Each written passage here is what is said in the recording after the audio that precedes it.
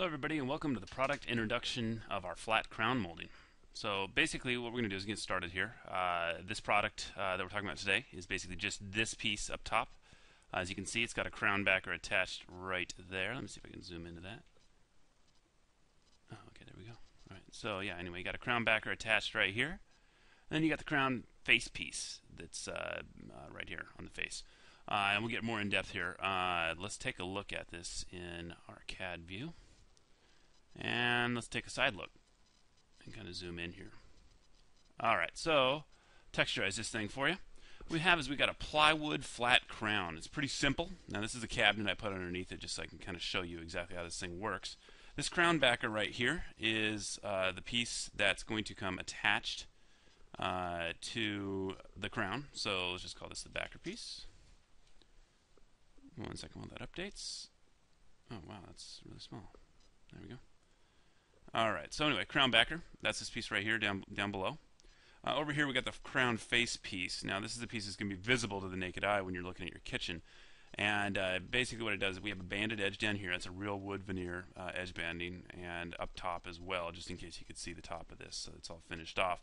The face is all going to be real wood veneer as well, and in this case I have it in walnut. Now the cool thing about this crown molding, one of the reasons I like it, is because you're able to, it's got the crown backer attached, which means you're going to be able to flush out that opening, or the door. So basically you want the face of the door to line up with the face of the crown molding. Now this door, obviously in real life, that's actually going to be pulled away slightly from the face of the cabinet. So I'll kind of show you what you can do here. So let's just say you wanted to pull it back. You can basically move this wherever you want. And the reason for that is you can attach it from the inside of the cabinet with an 1¼ inch screw, or you can nail it from the top. Really, whatever you want to do. I usually prefer screws when it comes to attaching crown moldings with a backer on it.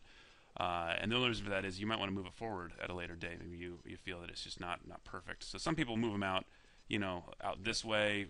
I probably wouldn't recommend that. I usually try to match up the face and keep it as flush as possible. So something like that. Let's take a look at that in 3D.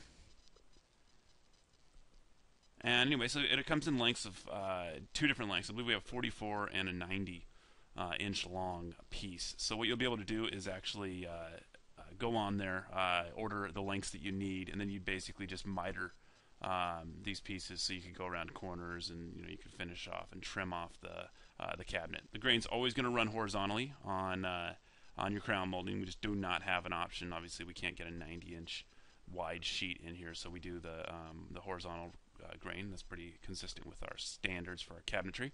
And this crown mold, as far as style is concerned, it works very well in contemporary applications, but it's also just a very clean look. So as you see here, it's just very simple. Real easy to look at. It matches up with the face of the cabinet.